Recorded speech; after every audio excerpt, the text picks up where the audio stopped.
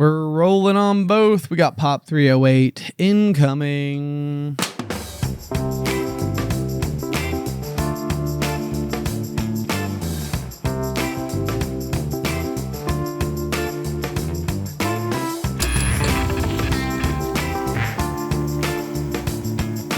What's poppin', everybody? Hello and welcome to Popcorn Culture. My name is Ben Carlin, and I am your host. Here with me today is my brother Jay, who will be in every episode. I'm here, Ben. I made it. I'm back, and I have to say, can I vent for a moment? You absolutely can, because like literally this morning, you walked in and I was like, I feel like there's like some vents that need to be opened. Some vents? Yeah, and I was going to be like, I'm going to ask you a question, and you're going to say, no, everything's fine. But I'm just going to be like, hey, is everything okay?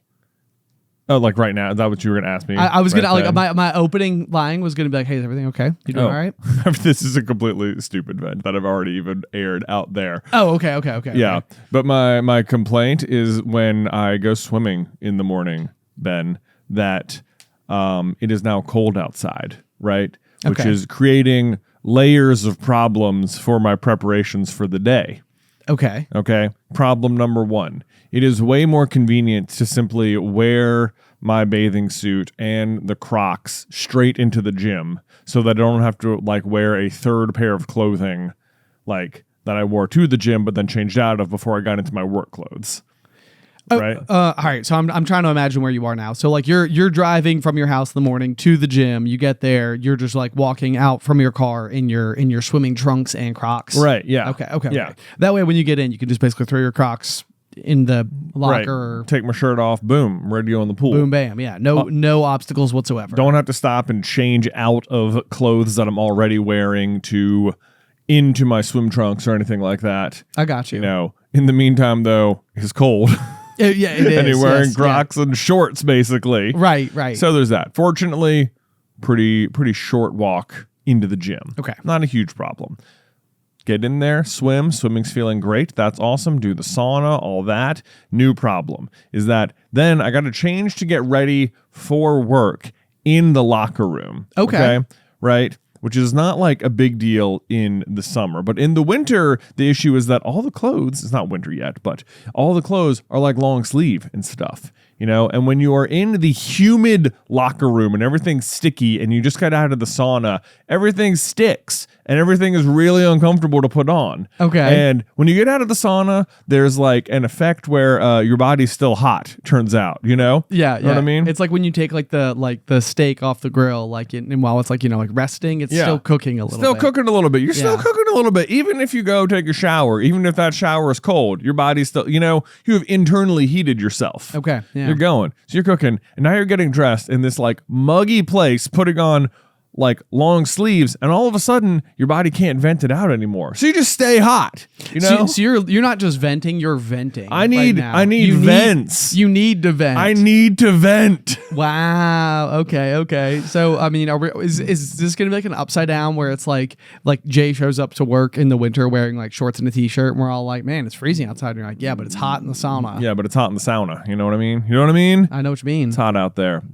I don't know. But then part of me is like, you know what? Maybe I just need to I don't need to change into like my work clothes yet. Change into something like looser to wear until you finish drying off or whatever. Uh-huh. Then you can change when you get to the office. But then it's like, what am I bringing? Like 4 pairs of clothes to the gym? Right. It's like getting ridiculous here.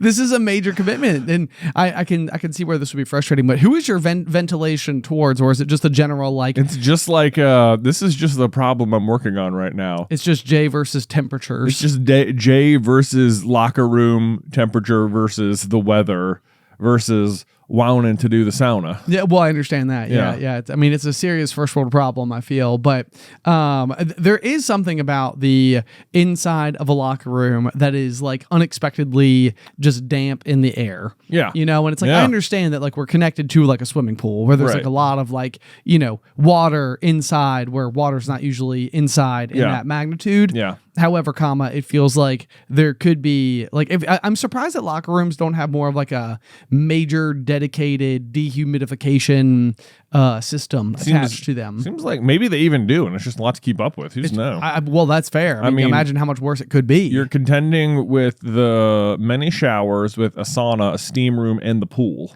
Right. So there's a lot of like. Plus, any sweat people are dragging in from their weightlifting or whatever, or their basketballing, or I mean, God forbid. I know. People are contributing to this from their own bodies. From their own bodies, even. Goodness. Locker rooms are like such a necessary evil, I think. Yeah, well, they absolutely are. But you need them. You have to have a place to change. You have to put your stuff somewhere. But they're not my favorite place. It's difficult to get ready in there. I understand. Yeah. I understand. Yeah. Yeah. So you're feeling a little sticky though. I'm okay now. Part of the other problem is that this is the first time I picked up these jeans since last year. Oh. Yeah. And let me tell you, they were like, I found them this morning and I was like, oh my God, I forgot I even had these jeans. They were like at the bottom of my stack of jeans. Right. And I put them on and I was like, I think I know why they were at the bottom. Because I didn't wear them a lot because they tight. Well, they look good. Well, thank you. At least they look good. Yeah. Form fitting. Even. Exactly. I know. So there, we're working them in. We're stretching them out, right? What do you believe about the sentiment? This is something that editor Isybelle, I believe, brought in because she goes by like the like digital name Isybelle. Yeah.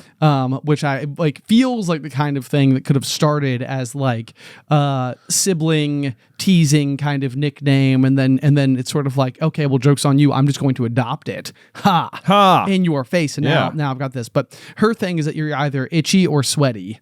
Oh. And so like the sentiment there is that you're either someone who has dry skin and therefore itchy, or you have someone who has wet skin and they're therefore sweaty. Sounds like something she's telling herself to make herself feel better, because I'm not normally either. You're not. Oh, okay. Yeah. So you avoid both at all costs. There is a medium. Okay. There's a medium. There's just okay. So you don't have to be one or the. Yeah, I don't think you have to be one or the other. Yeah. Right. Yeah. Yes. You could just be like moisturized. Moisturized. You could be like, I don't know what the right word is. Hydrated. I am okay. So I'm of the opinion, the belief system that like I'm sure this isn't the actual right term, that like chapstick, for example, is like a Ponzi scheme. Oh, big chap. Big chap. You're talking about big chap? Yes. Well, here we go. Yes, I'm a Chapless Benjamin.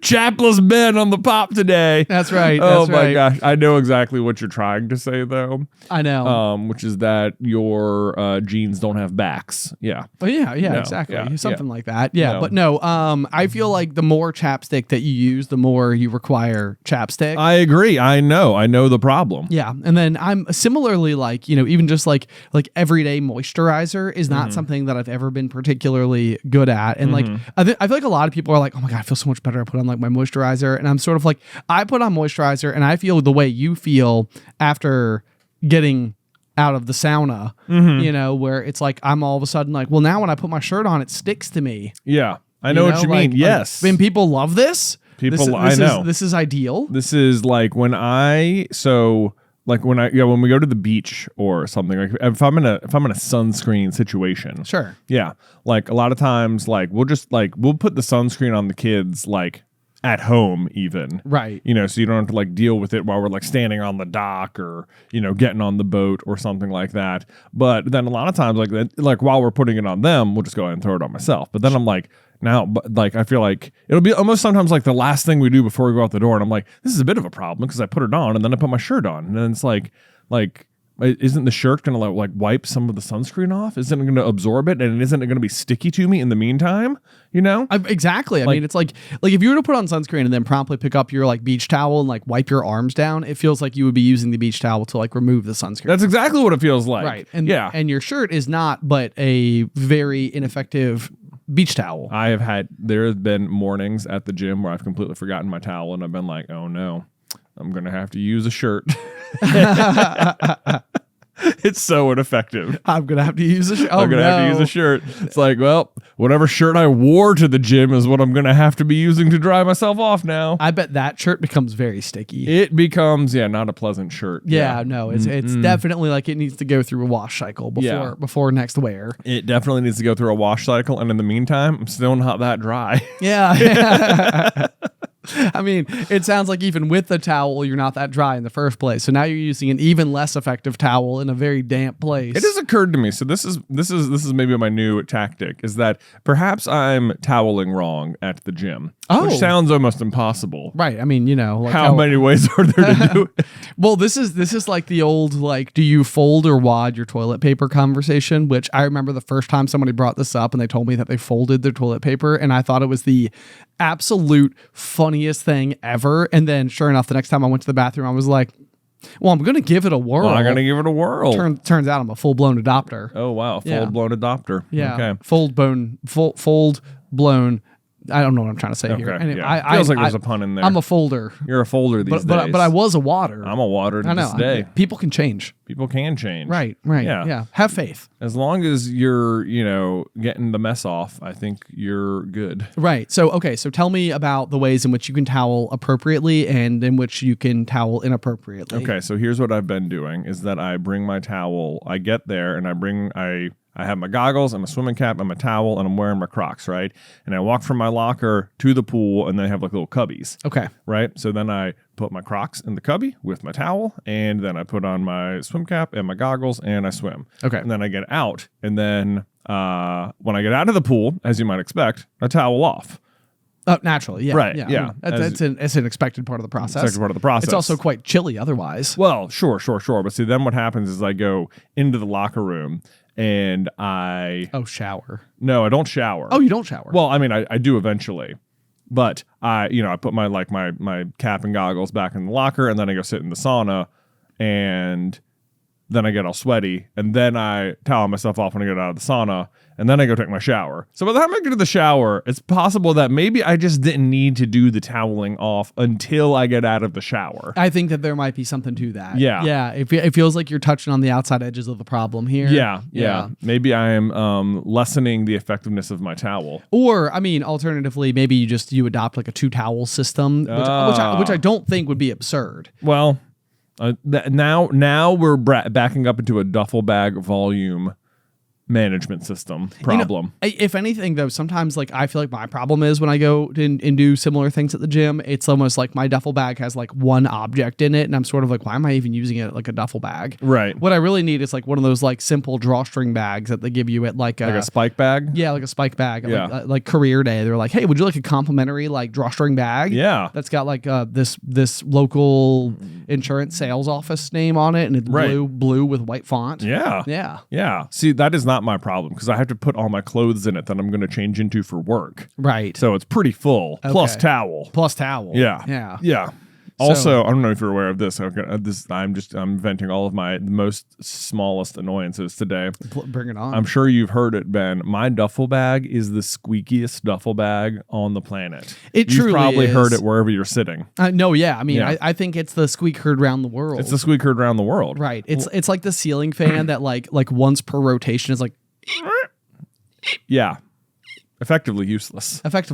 Like, is it even blowing air down at me? Right. I don't even know. What's worse, the heat or the sound? Right. The sound. Definitely the sound. I hate the sound. And man, I don't have to wear the duffel bag. I don't have to carry it very far. Again, just from the car to the locker room and sometimes from the office to the car, but it drowns out all other sound with its squeaky squeaks. Yeah. So basically what I'm hearing is I'm getting you a duffel bag for Christmas. Apparently, I need a new duffel bag and I need a better towel system, and I'm just like working through it here live on the pop. You're welcome. Yeah, but this is the thing people sign up for. They absolutely do. They're like, this is now 6 months after this episode has gone live. I'm binging all of your episodes. You guys just came out of a total tearjerker, and now you're talking about towels. This is the glory of popcorn culture. Okay? Right, we have range. Because people have lives where they have real, everyday, small grievances, but also deep, emotional, complex life problems. This is exactly and it. you have both, often every single day. And sometimes we dive into one end of the pool, and sometimes we dive into the other. And I didn't mean to make that a pool metaphor. Yeah, and but yet, I did. it worked out well. Exactly. Yes, I love it. I Yeah. love it. Okay, perfect.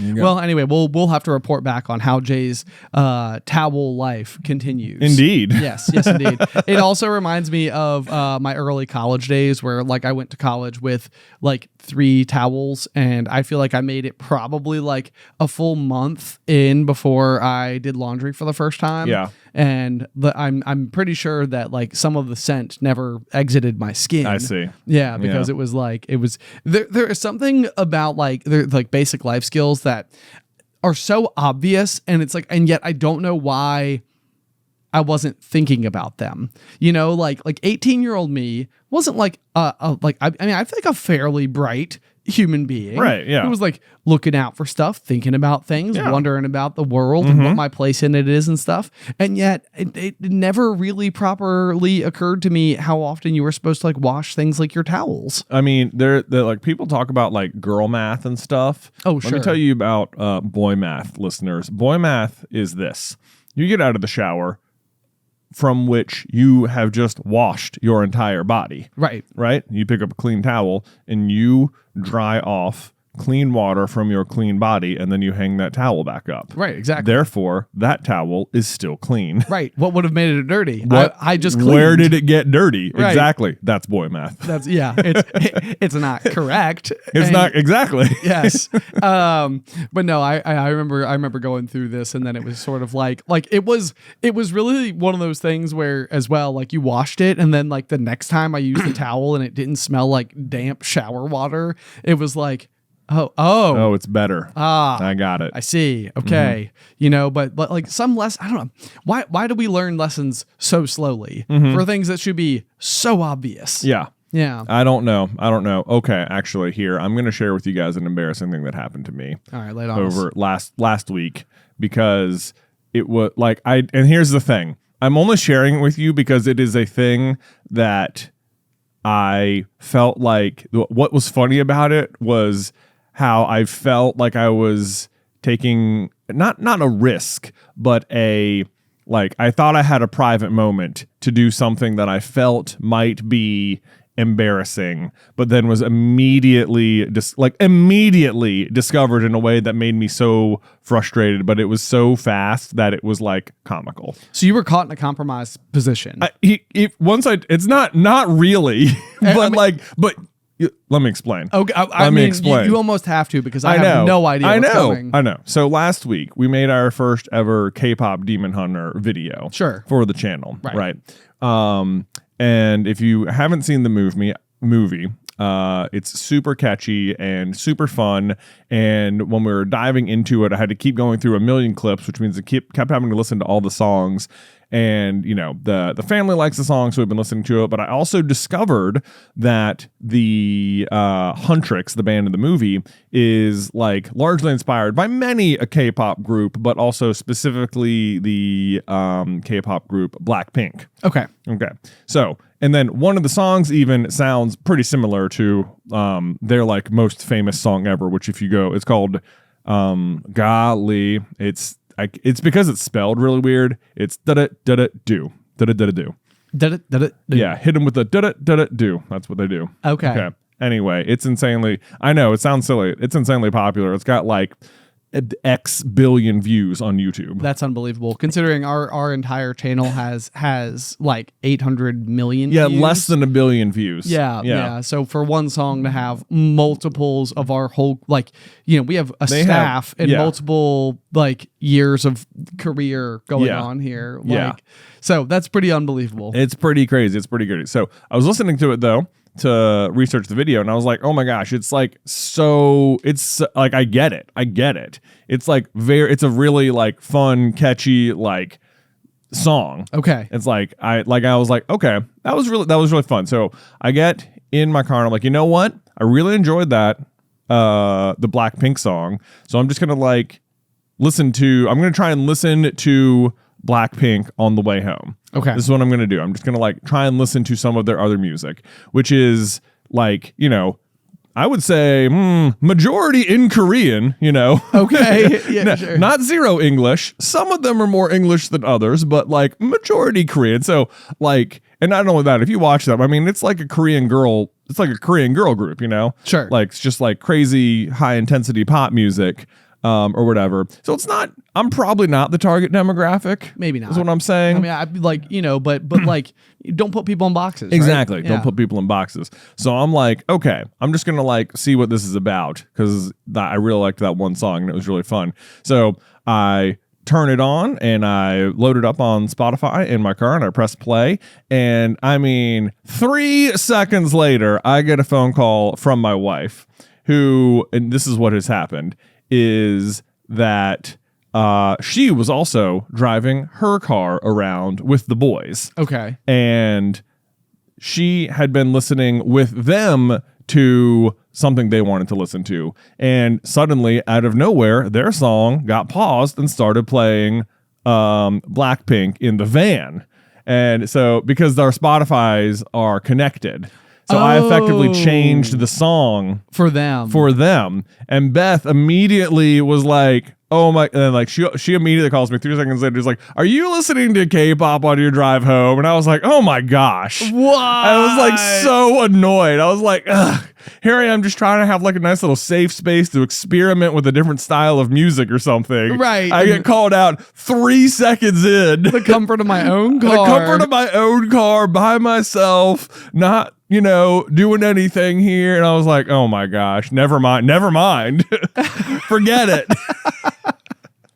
Oh my gosh, this reminds me so much of that scene in Elemental where like they're like up in the hot air balloon and they like pass like the apple plants or whatever. Yes. It's like nothing weird going on here. Yeah, just a little pruning. Just a little pruning. Yeah. It's like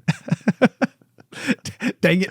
I know. It was just like, and then, you know, it just had to, you know, it was fine. I wasn't like really that embarrassed or anything, but I was like, yes, because I was listening to the soundtrack and I had to listen to this band and they were good. And anyway, that was, you know, that was my foray.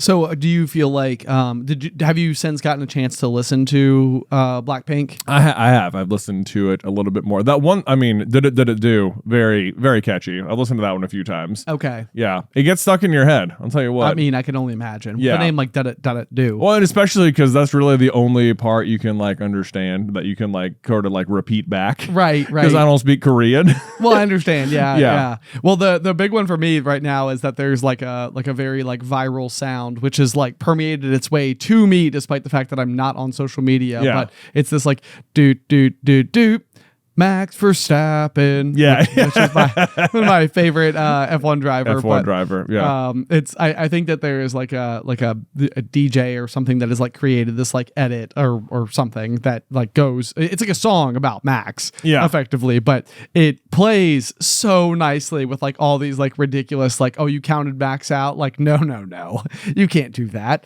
And then they'll like play the song or whatever. Right. And it's like, oh my gosh. And like that's all. Like that's like the whole clip of like what I know from the song is the do Max Verstappen.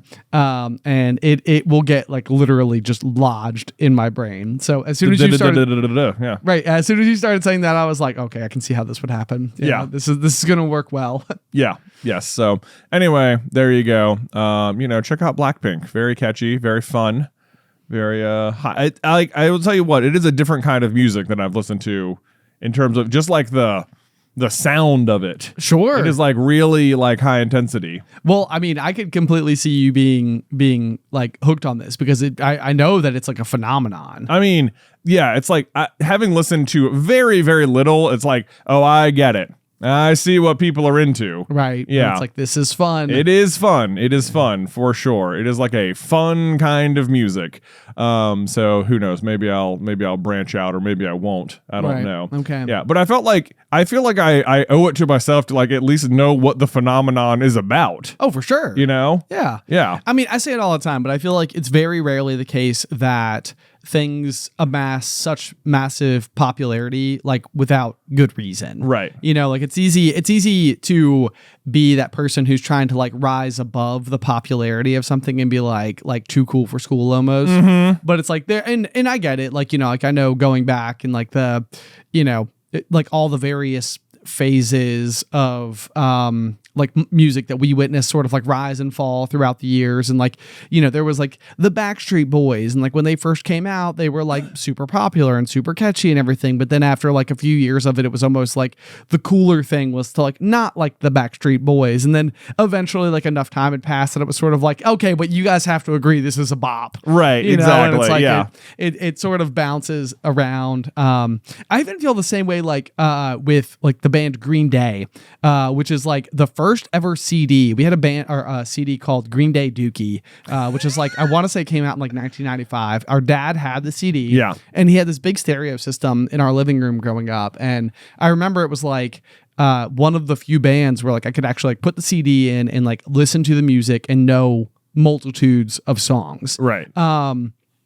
But then I want to say going into like the end of my high school era, like we were listening to the song Boulevard of Broken Dreams, which Yeah. is like the I walk a lonely road, the only one that, yeah, that one. I have ever known. Yeah. Do-do.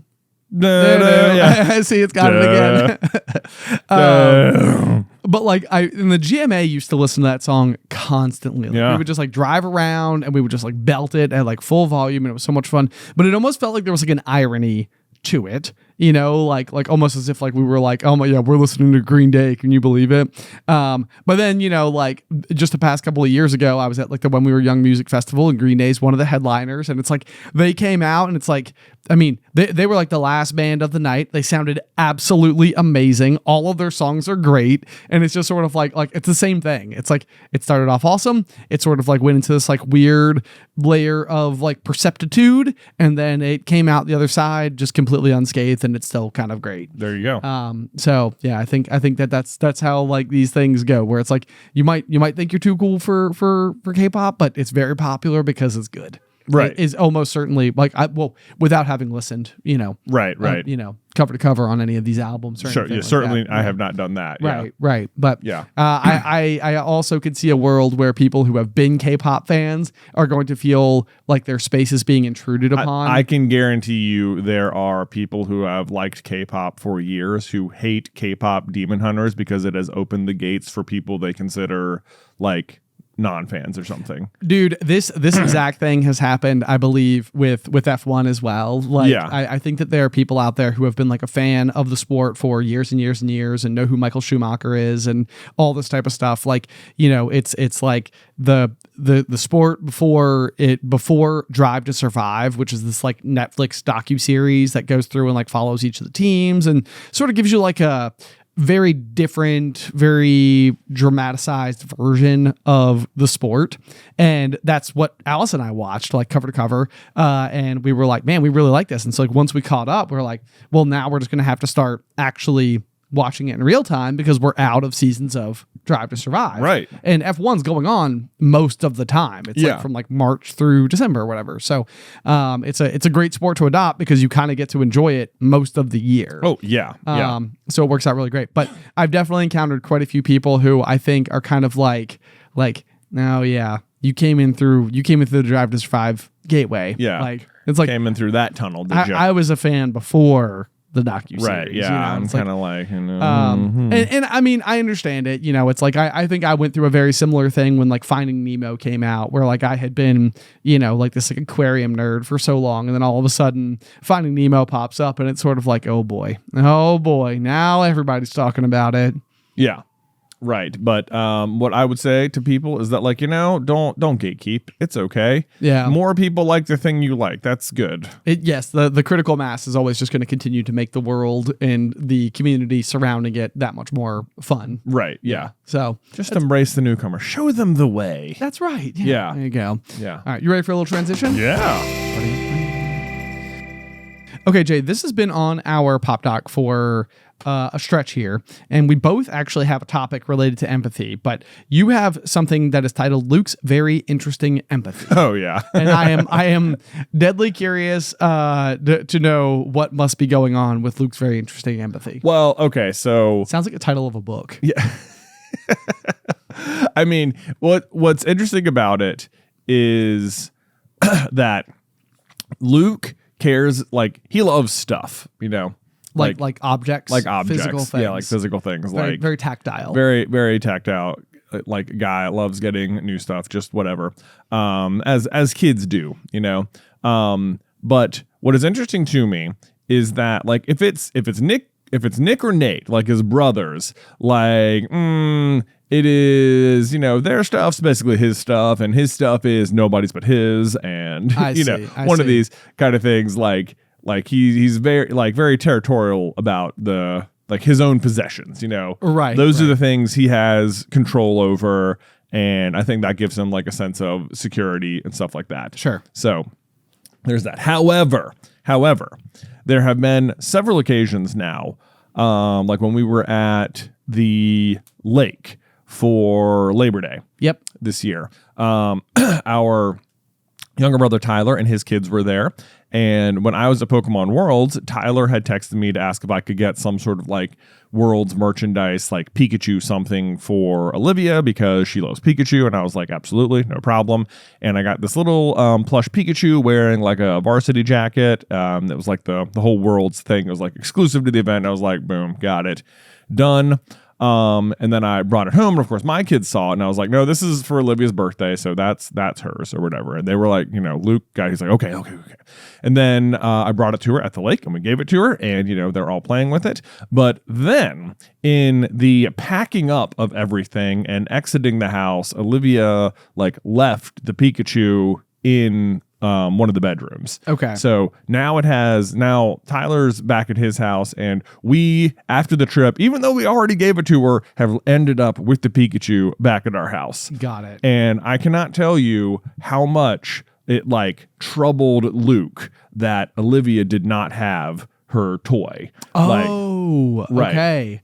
Like he was like, you could tell it was like really upsetting him that like Olivia didn't have the thing we gave her. It's like that's hers. We have to make sure we give it to her. Like we have to give it to her. Like it was like when it's just his brothers, the concern isn't there, but you can tell that like when it's someone outside of just those two, like his empathy cranks up, and he's like he knows how he would feel if he left a toy somewhere. So that must be how Olivia's feeling. And it's like, it is very concerning to him that she is feeling that way. And we need to justify this. Okay. Yeah. I'm following this completely. That is a very interesting brand of empathy. Yes. So similarly, when we got back from tour, someone had made some crocheted Harry Potter characters for us. So there was like a Gilderoy Lockhart and a Remus Lupin, and they made them for like me and you, but then we were gonna, you know, I brought them home, and I was like, they both just ended up in my bag. And when I got them home, I was like, oh yeah, this one was for, you know, I was fine giving it to the kids. Sure. I was like, oh yeah, this one's for you guys, and this one's for Addison or whatever. So then, like every single day when I would forget to bring the Lupin crochet back to the office, I would get home and he would be like, you forgot to bring Addie her toy, you know? Right, just like, right. He was, again, just like, oh no, like, it's so bad that she doesn't have this thing. Like, she must be like lying in bed at night thinking like, you know, just right. like she's like so lonely without this toy. Right. She doesn't even know she has it yet. But like, yeah, so this was like it helped me understand though, like how much Luke cares about like his possessions. Right. Yeah. Because, and I don't think it's like a materialistic sort of thing. I do think it is like these are mine, and I know the rules about that. And I know like what control I have over the things I own and how it feels to not have the things I own. So like when my cousins don't have their things, it must be terrible for them. Right. Yeah. Right. No, that's so interesting. It's so interesting. And I mean, it's really actually kind of like fascinating as well, because like I find it to be fairly relatable, like what you just described. Okay. Yeah. Like I think, at different phases, like whether it would be like having fallen asleep without sending somebody like back a text, if like we were like texting at night and I like fell asleep like with my phone in my hand or something like that, like it was the kind of thing like where I would wake up the next morning and be like, oh my gosh, they must have just been laying there being like, wow, he just ghosted me, like right. when realistically the obvious scenario is that I fell asleep. Like it's a completely, anticipated thing if it's like 11 o'clock at night, on a school night or something. And yet I would still wake up and be like, oh no. Like, because I think I would go through like a similar thing where it was like, well, how could you fall asleep while we were talking? Like, I know, like, was it not captivating enough? I know. Yeah. Like clearly whatever we were talking about wasn't interesting enough to keep you awake. Right. Exactly. Yeah. So it's like, I think that I have experienced different kinds of this same emotion before, where I take like what my own feelings towards something may have been and like project them onto somebody else's if they interpret the world the same way. And it's really interesting to me as well to think of things like that, because it's like, it's the best is how you might respond to something. So like, this is like where like for me, and I know you also have a note about this as well in the show notes, but I've always subscribed heavily to like the golden rule, just as like my baseline like version of like ethics, it's just basically treat other people the way that you want to be treated. Yeah. And it's like to try to mentally imagine a world where somebody emotionally responds to a situation differently from you can make the whole world feel like a giant mystery. Like if you assume that the way that you experience the world is not how other people feel the world, then it's like, then you have no insight. Right. Like it's very hard to figure out like what they must be feeling or because that's usually how like I feel like a sense of security. Like, so I'm very big on always like asking people like, hey, you doing okay? You doing okay? You doing okay? Like, yeah, I'm always trying to like make sure like, where is everyone in the room that I'm at with emotionally at every point in time, because that's usually dictating like how I'm also behaving. Mm-hmm. Like, if you're down today, I don't want to be like excessively like exuberant, or like like I walked in and I said like, like when we sat down, like the first thing I was going to ask you was like, hey, you doing all right? Like, you doing okay? Uh-huh. And you got this look on your brow right now, which is like, stop. I hate when you do this. I like me. No, I'm just like, that's so interesting. Cause it's just like, you're like, oh, if someone was like, like feeling like maybe down, I wouldn't want to be exuberant. And I kind of like, I like my immediate thought was like, no, I feel like I would want to be, because it would be like, let me like be a beacon of positivity for this down person. Yeah, like you try to find a way to like cheer them up by being like upbeat or excitable or something like that. Yeah, and I mean I think that you're not wrong. Like there probably is a scenario where that would be the case, but it might depend on what it felt like the circumstance was. Like you're trying to figure out whether or not the person can be lifted, or if the thing that they're dealing with is bad enough to the point where they're not going to be lifted. Right. Unless that belief is just also a fallacy altogether. Where it's like, there's no one who can't be lifted, Ben. Right. I mean, I think that's a very optimistic outlook, but I also feel like like for the longest time I would have said that my stressors, and it's like when you look back on it, I can see that my stressors were all relative to what I had experienced at that phase of my life, to the point where I could be lifted, by just being around friends or whatever. But now it's almost like the things that bring me down are the things that I'm usually like I have enough experience in life to know that like there's not an obvious way back up. Otherwise, this wouldn't be bothering me at all in the first place. Mm-hmm. It's like what bothers me is the fact that like I don't know the pathway back up to the surface. Mm-hmm. It's like I have now found myself stuck. Right. Yeah. I see. Okay, well, let me bring up what I have written down then for the reverse golden rule. I am curious about this. I know, yeah, because like my knee jerk when I read this was like, so if the golden rule is to treat others the way that you want to be treated, then the reverse golden rule would be don't treat others the way you don't want to be treated? It would be almost like, that's almost it. It would be treat yourself the way you treat others. Treat yourself the way you treat. Okay. I got you. There you go. Treat yourself the way. Okay. So like chances are if somebody's come in and they're down on themselves, I would try to be encouraging and be like, you know, like you're saying, try to like uplift them. Yeah. You know, but then if I'm down, I'm usually pretty down on myself. Right. And it's like, if you were talking to you, you would encourage you. Exactly. Right now. Exactly. I think you kind of say this sometimes where it's like you'll talk to Alice and she'll be like, you know, what would you tell Addison if she came to you with this or whatever? Yes. Yeah. Right. Yeah. I think that's sort of embodying sort of the same thing where it's like, you know, oh, you're being really hard on yourself, but if like Addison brought this to you, you wouldn't be really hard on her like this. This is true. Yeah. Or how would you feel like if the way that you view yourself is how Addie ultimately grew up to view herself. And it would be like, oh, I don't want that. Right. Yeah. So that's a dangerous place. Right. Yeah. It's like, don't reserve all your kindness only for other people, you know? Okay. I like that. What stumbled you across this particular sentiment? Oh, literally, I was watching the show Nobody Wants This last night. Oh, okay. Yeah. And does this come up exactly, or is it like you surmised it from the show? No, it comes up exactly. Okay. In terms of, well, hilariously, I mean, the show was about two sisters who have a podcast. So they're on the podcast and they're answering listener questions. And the premise for the show, if you don't know, which you should watch because it's one of my favorite shows, it's like so adorable and great. It is about Kristen Bell, who runs a podcast, and with her sister.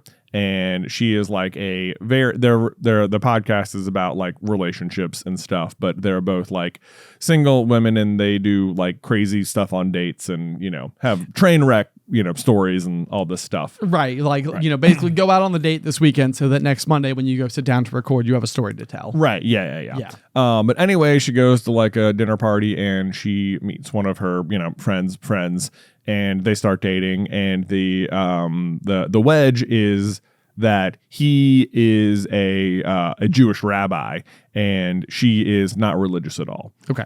Right. So their chemistry is great. They're amazing together, but there is this like one thing that is sort of like they will have to deal with it at some point between them. Okay. But in the meantime, he is just like an incredibly super motivated, highly helpful rabbi for his temple, you know? Sure. So he happens to be overhearing them answering the questions, and he comes over and says, oh, can I help answer this one? And he just sort of picks up the microphone and gives this very elegant answer about the golden rule and the inverse of it and why that applied to that situation kind of thing. And I was like, that was very good. I feel like Ben needs to hear that. Yeah. Because Ben's not always super nice to himself. Yeah, no, not always. Which is like, you know, it's a constant contemplation as well. Like I don't know why it's like that, you know. Like I have oftentimes said before that like if I was ever like a home designer, a home builder, or like a realtor or something like that, like I would always want to like name the title of my company like Can't Fish Realty because there's no catches. And like, you know, does that make sense? Because there's no catch. Oh, there's no catches like in my policies or something. No catches in my policies, and there's no catches like in the properties that like I would try to deliver to my customers or whatever. Right. Like, you know, like because I remember when we were all like doing like our first time home buying, it's almost always like, oh, well, like I really like this house, except like the yard's really small, or like this one's absolutely perfect, but like, you know, the neighborhood's a little wanting, or, you know, like there's always like this, that, the other, like, you know, this one's exactly perfect, but it doesn't have like a primary suite or whatever. So yeah. The idea would be to like go through and just try to take like all the classic boxes that everybody like wants to tick and make sure that you're ticking every single one of them. Sure. And I think that like as a person, like that's so much of like what I do with my personality. Like it's like I never want to be the wrong flavor for anyone in the room, you know? So it's like you're constantly trying to figure out like how to go through and make sure that like it's like I don't want to be perceived as like annoying by anyone ever, Right. you know, and it's like Very people pleasery. very people pleasery, but like, you know, that could be the case where it's almost like 99% of people like this bit you do, and one of them who's very vocal doesn't, you know, and it's sort of like your humor. I say a bit. What I mean is humor, like, you know, like my sense of humor or something. And so it's like, well, let me just turn off my humor altogether, because then I'm not bothering that one person, and like the absence of my humor feels like less of a like an impact on those people who enjoy it. It's like, you know, whether they enjoyed it is like one thing. To take it away, it's sort of like, well, that's no problem. Like, you know, if it's just not there at all, then I'm not annoying anybody. Right. So may as well like not annoy anybody. Yeah, but then the food doesn't taste good at all. Well, no. Yeah. I mean, it's a problem. But I don't know where, or like, I think this is like the quest that I'm constantly on, like right. with all my various bits of like self-reflection and everything. It's like, why am I like this? Why do I have such a hard time imagining how I am perceived by others? Right. You know, because I think that's like, it really does become this very like external, like locus of control, like where, you know, where I get my happiness from, or like my feedback loop gets completed, or whatever the case may be, all comes from other people.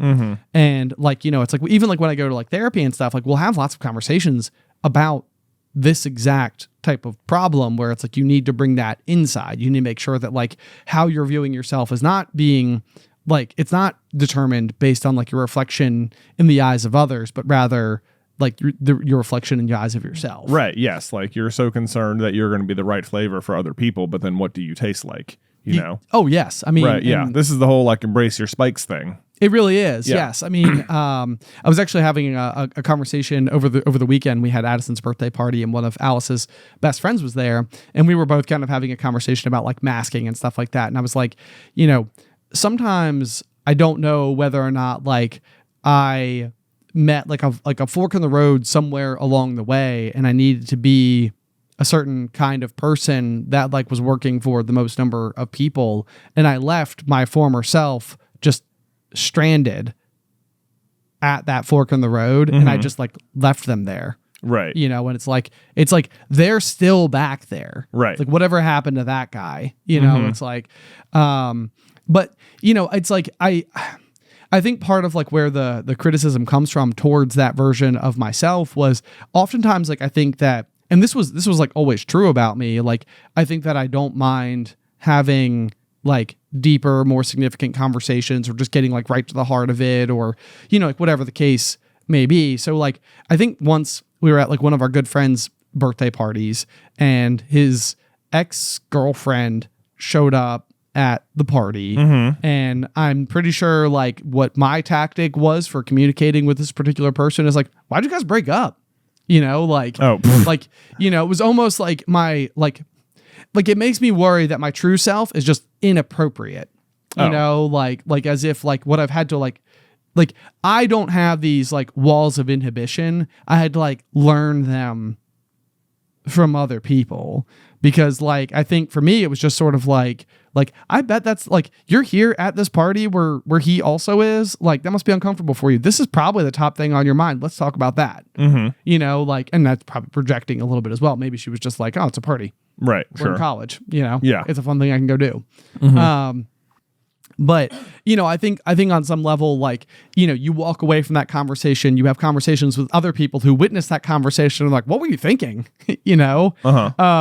And it was like, I don't know. I thought that was like what we should talk about. Like, you know, like I didn't view it as inappropriate. I had to learn it was inappropriate, and then like adapt the behavior from that, you know? Right. But that's just like testing boundaries. And also, I was at that party too, and I don't think that it was that inappropriate. Okay. Yeah. Well, there's that. That. Another one that I know that came across very weird, that like when I look back on my former self, was so like I've talked about this before, like you and your family are religious, and my family, well, I am not, like as a person, like it's just never been something I've found for myself. But I remember it was probably I bet I was like in my mid-20s or something, and we were having a conversation because we were all becoming like young professionals, and it was the first time that the idea of tithing had ever been explained to me. Like this idea that you would give like a percentage of your income to whatever religious facility that you are with. Right, yeah. You know, and like I remember hearing the amount that it was, and like me, even just as like an individual, like still trying to figure out like how finances work as like an adult, and like how to like save for things and buy things and you know, start to like build, you know, the life around you. And I heard the amount that people contribute, and I remember just being like genuinely shocked. Like it's not something that like I would pass judgment for at all, but I remember in the moment discovering it and being like, what? That's a lot, you know, like that's a really significant, you know, like contribution. And that was another one where it was like, I feel like it was a very like genuine piece of myself. And yet it also came across as like very tone deaf, I think, in that moment, because it was like, how do you not know this? Like, how, like, why, or why are you so caught off guard? Or why would you say something when this is deeply important to people? Well, I don't think I still don't think it's like that crazy or anything. Right. Like I think you're giving yourself like a hard time. Yes, for sure.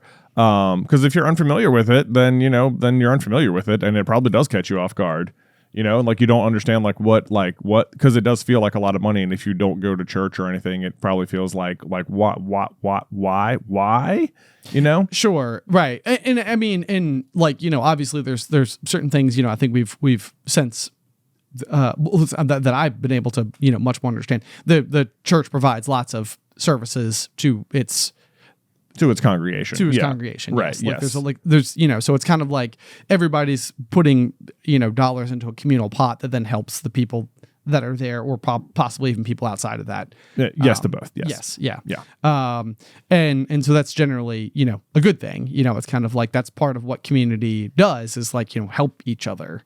And that makes sense. Right. And then it's like also like if you're contributing to it financially, you're probably more personally invested in, you know, being there and being a part of that community and stuff like that. And, also true. You know, it's just all helps building with stuff like that. And that's just, yeah, I don't know. We don't have to get into tithing or anything. No. Yeah, that's not the subject of the conversation. It's mostly just that like I remember these moments, like they stand out to me, I think, because it was, they all like kind of filed me down, that's like filed like physically, you know, into like the person that like I would like slowly become, you know, because there's nothing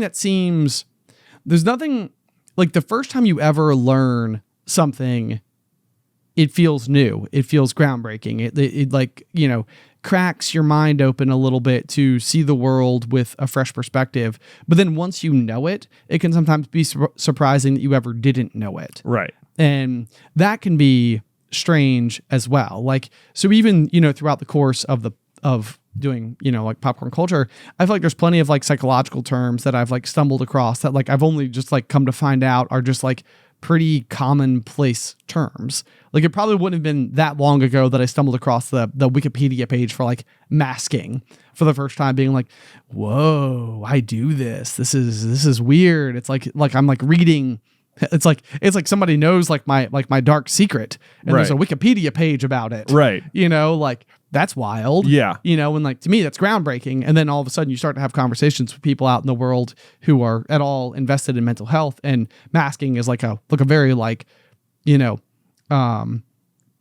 fundamental term. Yeah, you know, but like it's okay to like learn about things, and I think even as you're saying that, like plenty of people know, don't have no idea what masking is, or you can't expect everyone to know literally everything. Right. And people get into way more trouble assuming that everyone is extremely well informed on every single thing than like assuming they're not, because it's like when you like, this is where like I feel like a lot of like political things get like crazy. It's like, how, like if you like, you know, don't you know just so much about this one thing, like how could you not? Everyone knows this. And it's like, no, they don't know it. Sure. You know, like people don't know everything about every single thing. And you know, like it's good that you know about masking, and maybe a lot of people know about it, but I bet way more people don't. And you can't feel bad for having not known something in the past. You just have to accept that now I know it, and now I can have a conversation about it. But it's not like you've offended everyone or or seem stupid because you didn't know about it beforehand. Right. I know. Well, I mean, and it's usually things that feel like they kind of like hit me in my core that I would say are like more significant in this regard, or sometimes it's even just like the wondering where it's like I went through my whole 20s without figuring this out, like, you know, why wouldn't it come up? You know, and then some of it's also sort of like the question of like the zeitgeist, like the greater sense of now, you know, where it's like as mental health has sort of like gone through and like become much.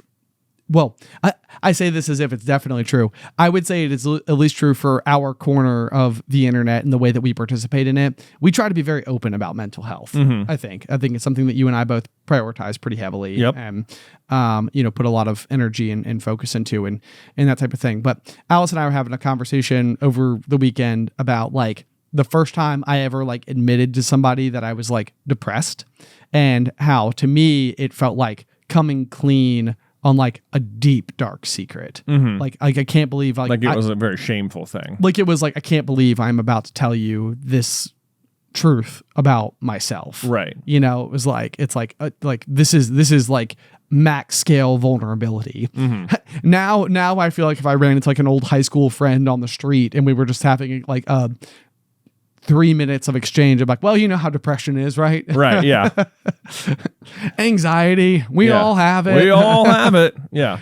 Right. So I think, you know, layers of more openness and possibly what's happening is that like, you know, you're vibrating at the frequency that society and that zeitgeist is vibrating at. And therefore like you're, you know, like maybe we are all learning these things sort of collectively at the same time because word is getting out more, you know, it's like these types of terms are being thrown around more publicly, more openly, you know, people are having more discussions and that type of thing. Yeah. And therefore maybe that's how you ultimately come to learn it.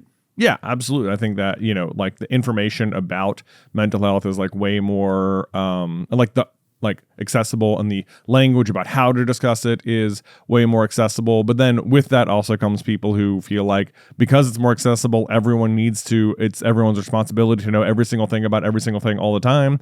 And it's like it can give you that sense of like imposter syndrome when suddenly like you've come across something that you don't know, when other people seem like they're really extremely well versed in this thing as well. Right. Yeah. Yes. Yeah. So I don't know. I don't know how exactly we got to this piece of the conversation, but largely I think it's just like when I'm like reviewing past versions of myself, I think, yeah, there's that like piece of like, well, I don't want to make like this same mistake again. So like, I want to try to like digest what happened, how I felt about it, how the people in the room around me like felt, because like, you know, this is like a thing that I have written down, is like, I think, and again, like, you know, in therapy, this is the kind of thing that like other people would have said is that like, you know, there's the potential ability within me to be like an empath, where it's like, I think I'm better at detecting the emotions of the people in the room, maybe than just like simply average.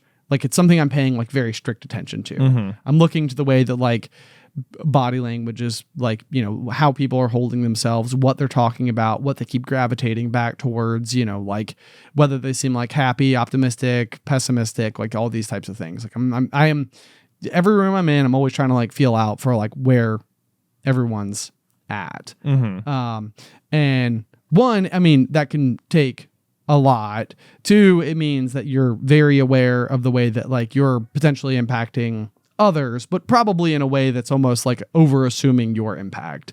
Like other people might just be dealing with other stressful things. And even if you possibly said the wrong thing around them on any given day, it's like, it probably wasn't as severe as just the weight of their other responsibilities, you know, on there. But one of the things that I tend to feel, with that though, is like, again, I've historically used like analogies as like a way to try to communicate like feelings, or even to like compare situations. So like if you were two different people who spoke different languages and you were attempting to get like baseline for how to communicate with one another, chances are like if you're trying to teach somebody yes and no, you're going to come up with like nods, you know? So like maybe you like smile and shake your head up and down. And it's like, this means yes. thumbs up, yes. And it's like you can start to like translate the meaning into like other,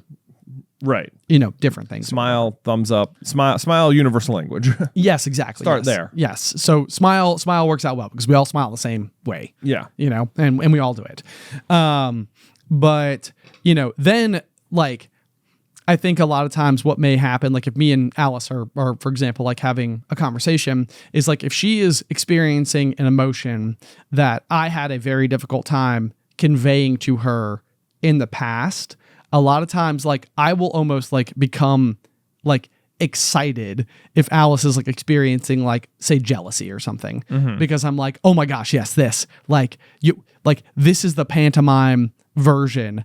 I know that what you're experiencing is jealousy. Remember 3 months ago when what I was trying to explain to you that you couldn't understand about what I was feeling in that moment, these are the same things. And then there's like that constant like there's the reality behind the fact that they're not exactly the same, because no two situations are ever exactly the same. So it's like chances are there's subtle differences in all the people involved and like whatever may be going on. And it's like maybe this brand of jealousy is more attached to these details and this one is more attached to these details. Right. Everyone's going to be so defensive. Oh, no. My jealousy was way more like, like justifiable. This one is ridiculous. You didn't feel the same way because I felt the way for good reasons and you feel this way for bad reasons. Precisely. Yeah. Yes. And I oftentimes feel like that's what ends up happening, is that it's almost like I am like part of the time it's almost like you have like these like translation issues, and so you're constantly walking around in the world and you're like, it's like I'm having such a hard time conveying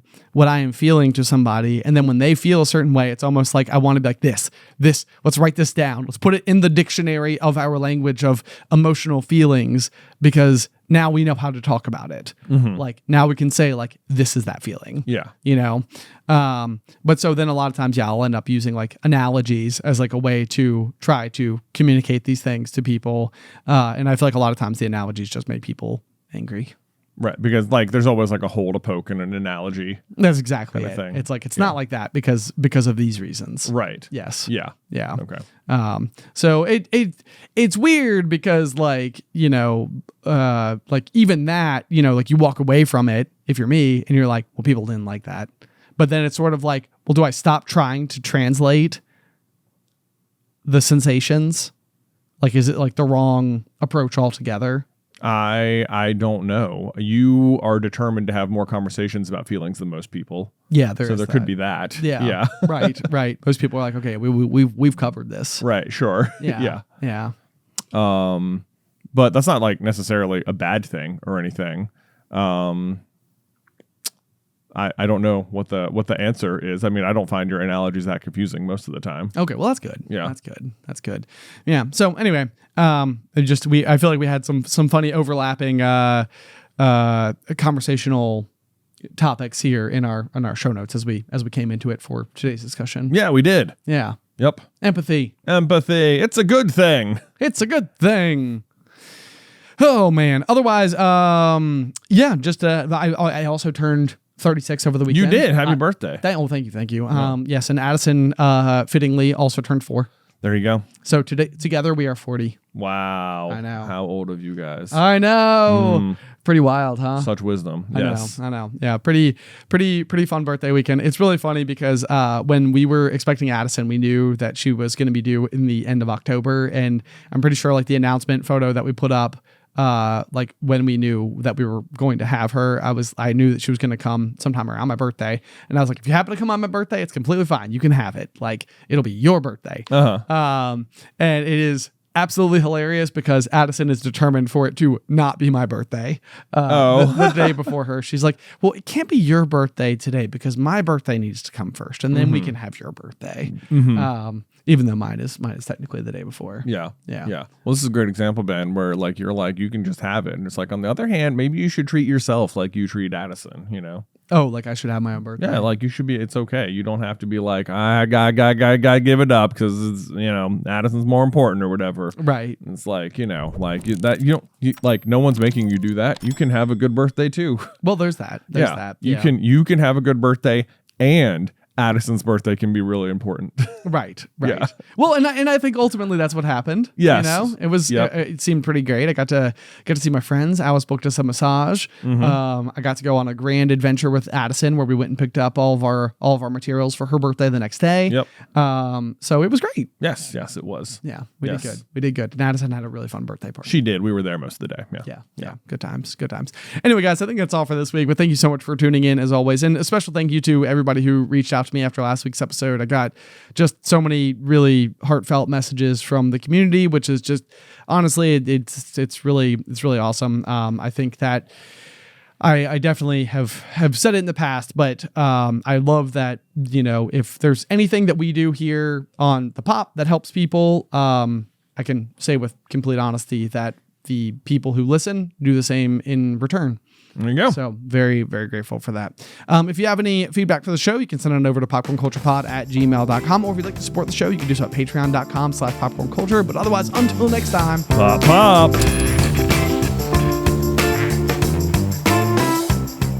Today's episode was edited by Isybelle Christley. Vaishon Brandon does our art. Catherine Stein is our production manager. And the show is hosted by me and Jonathan Carlin.